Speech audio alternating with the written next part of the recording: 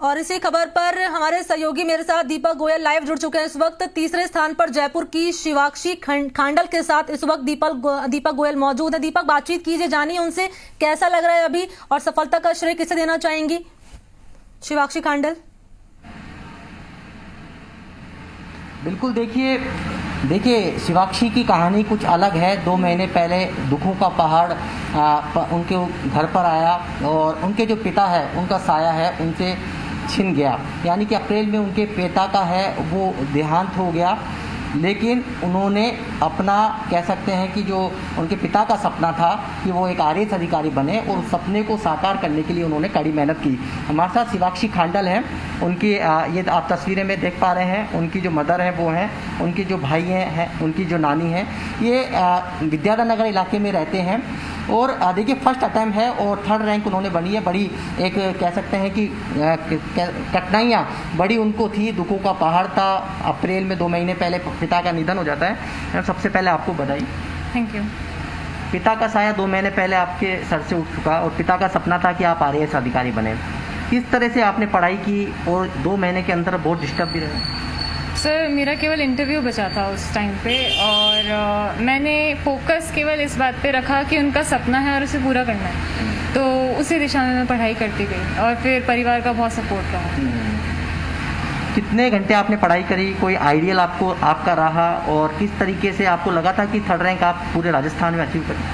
Sir, 3rd rank का तो मुझे नहीं पता था, लेकिन ये श्योर था कि हाँ, प्रॉपर आरएस मुझे मिलेगा। और इसके अलावा घंटे मैंने कभी काउंट नहीं किए। मैं टारगेट लेती थी रोज़ के कि मुझे इतना पूरा करना है और बस वही पूरा करने की कोशिश मैं करती थी। सिर्फ पापा के सपने को साकार करने के लिए इस फील्ड को चुना या आपके मन में भी था कि मैं एक आईएएस अफसर बनूं? सर, बिल्कुल था। एक्चुअली मेरे कुछ सीनियर्स थे, फाइनल ईयर में मैंने उनसे बातचीत की इस बारे में। उन्होंने बोला कि काफ़ी अपॉर्चुनिटीज़ है इस फील्ड में, लेकिन 2017 में मैंने पहले गेट दिया था और क्वालिफाई भी किया था। उसमें रैंक अच्छी नहीं आई क्योंकि 4 साल मैंने टेक्निकल को दिए, इसलिए मैंने गेट दिया। 2018 से मैंने आरएस की तैयारी स्टार्ट की। देखिए पिता हैं, आप जो तस्वीरों में देख पा रहे हैं, 2 महीने पहले ही निधन हुआ। इनकी माता जी मदर भी हैं, उनसे बात करेंगे। आपकी बेटी आज अफसर बन गई है, किस तरह से, क्या मन में था? और इनके पिता का भी सपना था कि बेटी अफसर बने। मन में यही था कि भाई ये अफसर बने। अब ये बाकी बचे हुए काम को मैंने पूरा किया। 2 महीने इसके साथ बिल्कुल इसको डाउन नहीं होने दिया, तो इससे आज आपके सामने है परिणाम।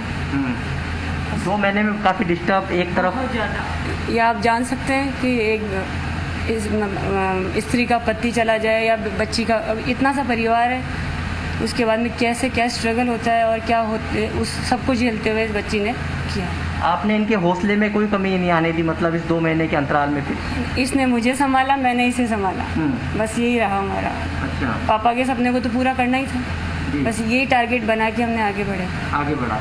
इनकी नानी भी देखिए घर पे आई हुई हैं। आज आपकी जो नातिन है वो अफसर बन गई है, क्या कहेंगे? बहुत बहुत खुशी हुई मुझे। क्योंकि मैंने भी इसका जो देखा, बहुत ज़्यादा ये टूट चुकी थी पापा के ख़त्म होने के बाद के अंदर। लेकिन हमने इसको यही कहा, बेटा जो पापा का सपना था तेरे को पूरा करना है। इसको मम्मी को भी मैंने संभाला। अभी मेरे पास ही थी ये, अभी ये 2-4 दिन से ही मतलब यहाँ आए हुए थे। इनके ब्रदर भी हैं, बात कर लेते हैं। आज बहन अफसर बन गई है और पिता का सपना भी था। जी, वो तो ये बहुत स्ट्रॉन्ग है अंदर से। मेरे को लगा नहीं था, मतलब ये सब होने के बाद मेरे को लगा था कि सबका मतलब एक तरह टूटना हो जाएगा, लेकिन ऐसा नहीं हुआ। इसने पूरा अपना कैपेबिलिटी को दिखाया है इसके अंदर। मैम, एक सवाल ये है कि आईएएस आप बनोगे, किस तरह से काम करोगे? क्योंकि राजनीतिक दबाव बहुत रहता है इस पर। हाँ सर, राजनीतिक दबाव रहता है, लेकिन किसी भी चीज़ का मिडिल पाथ से हल निकाला जा सकता है। और मेरा जो वर्क एरिया रहेगा बेसिकली एजुकेशन और हेल्थ केयर पे मेरा फोकस ज़्यादा रहेगा और सबको समान अवसर मिले, हर फील्ड में समान अवसर मिले, ये मेरी प्रायोरिटीज़ रहेंगी। आरपीएससी पे जब सवाल खड़े हुए थे, आपका भले ही इंटरव्यू पहले हो चुका हो, लेकिन थोड़ी धड़कनें थी कहीं इंटरव्यू कैंसिल नहीं हो जाता?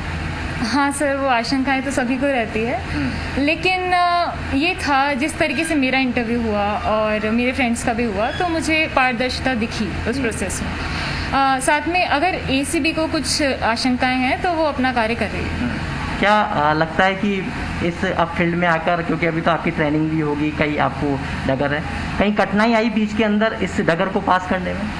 सर इनिशियली मुझे थोड़ी गाइडेंस की कमी लगी थी, इसलिए मैंने कोचिंग भी ज्वाइन की। उसके बाद में ग्रेजुअली, हम शुरुआत में ही परफेक्ट नहीं हो सकते हैं, ग्रेजुअली मैंने अचीव करने की कोशिश किया और फिर आप देख सकते हैं। पहली बार आपको किसने बताया कि 3rd रैंक बनी है?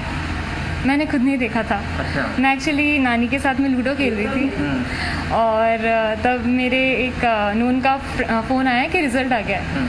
तब मुझे पता नहीं था, फिर मैंने देखा, मुझे विश्वास नहीं हुआ, मैंने 4-5 लोगों से और चेक करवाया, तब मुझे कंफर्म हुआ। कई लोग 3 से 4 अटैम्प्ट में भी क्लियर नहीं हो पाते हैं, आपने फर्स्ट अटैम्प्ट में 3rd रैंक हासिल की है, बड़ा अचीव किया है।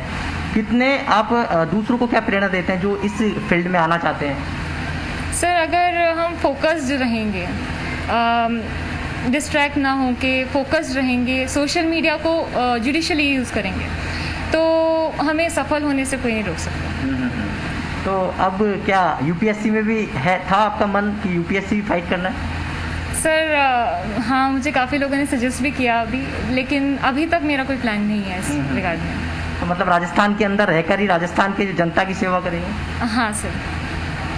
तो आपकी एजुकेशन क्या रही है, क्या सब्जेक्ट आपका रहा था और इसमें कितनी कब से तैयारी कर रही थी?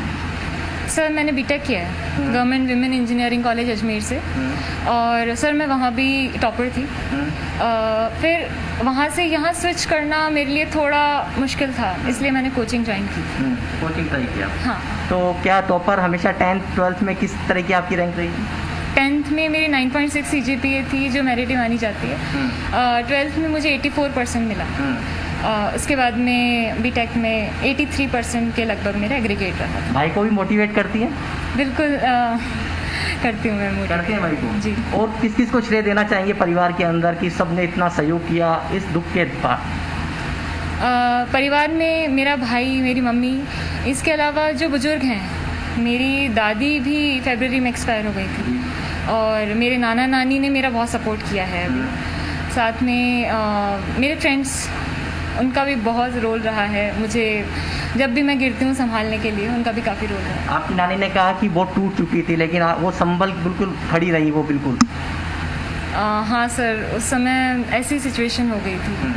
आप भी जानते हैं कि दुख में साथ देने वाले बहुत कम होते हैं, तो सेम सिचुएशन हमारे साथ भी हुई, लेकिन हाँ वो टाइम निकल गया। पिता के निधन के बाद लगा था कि क्या आप इंटरव्यू देंगे, बिल्कुल मन बना लिया था? सर जिस दिन उनकी डेथ हुई थी उसी दिन मैंने सोचा था कि हाँ ऑफिसर बनना ही है अब, और इसमें अब टूटना नहीं है। लेकिन हाँ धीरे धीरे दुख भी होता है और कमी तो हमेशा महसूस होती ही है। आपने माँ को भी संभाला, माँ ने आपको संभाला, जैसा आपकी मदर बोल रही हैं।